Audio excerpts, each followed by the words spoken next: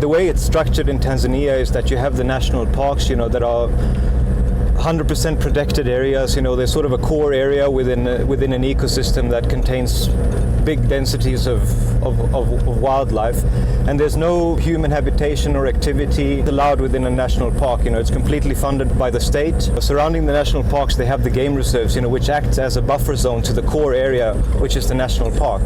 And these game reserves are then leased out to the private sector, where investors can go and take on these leases for these reserves for hunting activities. We're in between the community and the national park, sort of the first line of defense here.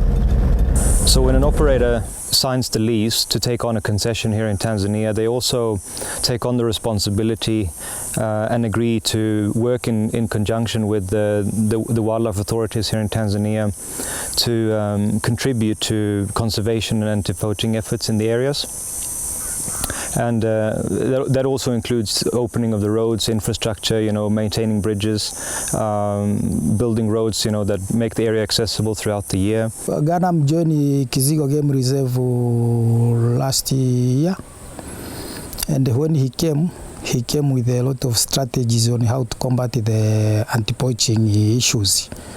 And due to that time, the poaching was very rampant in Kizigo. So when Ganam took over the lease of Kizigo Central and West last year, these areas had been vacant and dormant for a few years back, and so we've put in a lot of work, to try and open up the infrastructure again, to open the roads, put in all year-round roads to give us access to the area throughout the year. In the year that we've been there, we've opened up well over 1,000 kilometers of roads in the areas. We've resurfaced them. We've put in a new airstrip, which we've also surfaced so that planes can land there throughout the year, bringing much-needed access into this remote area. The Kizigo ecosystem primarily faced challenges in terms of illegal mining, poaching, fishing, honey harvesting. Dodoma, which is the administrative capital of Tanzania, is only 200 kilometers away, and there's a big demand for bushmeat in these areas.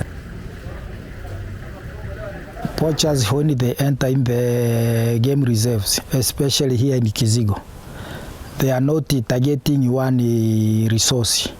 They are going there to get anything they want. There's been a lot of challenges in this area, particularly with illegal mining. Locals come in from far away to go into the mountains in the area to mine for gold. If they meet with the animal, they shoot the animals. If they meet the honey hives, they work on it. They work on lumbering. Cutting down these beautiful mahogany trees that have taken 200 years to grow to what they are, and are cut down in a matter of hours, only to make a few planks and then made into a table, which is really a tragedy in these areas. To be able to operate successfully in these remote concessions out here, it's important to have a good working relationship with the Tanzania Wildlife Authority, and we're always in close communication with the project managers and the anti-poaching coordinators, for example. These areas are big, they're difficult to access. We need all the help that we can get. Our challenges here become much easier to handle when we work together. I advise him to, if possible, we can add more game scouts to support the rangers, because we are not enough to cover all the area. He agreed with that proposal, and we hired about 10 village game scouts. And after hiring those 10 village game scouts, we split them in two main groups. 5 village game scouts with the ranger from Kizigo, we form one team, and another 5, we form another team. Ganam has 7 permanent workers who are dealing with anti-poaching. We add those 7, we form another third group. With those third groups, we split it to the all points which we think there is severe poaching incidences.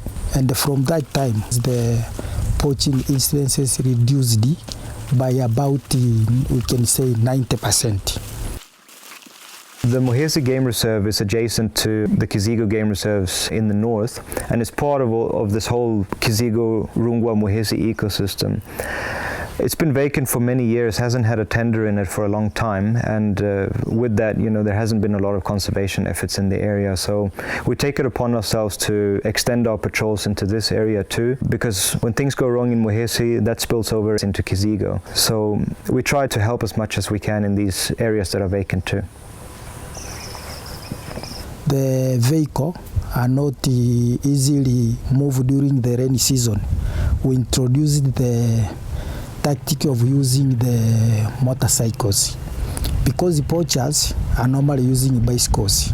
The rangers can move faster than the poacher, and normally the motorcycles do maneuver even in the places where the vehicle cannot maneuver. That one helps a lot. We reach to the areas where we never reached before, and even the poachers. How did you manage to reach here? Because years and years, there is no one have been reached here, but you managed to reach here. Nowadays you are finished. Because of what? Because of the tactics of using the motorcycles.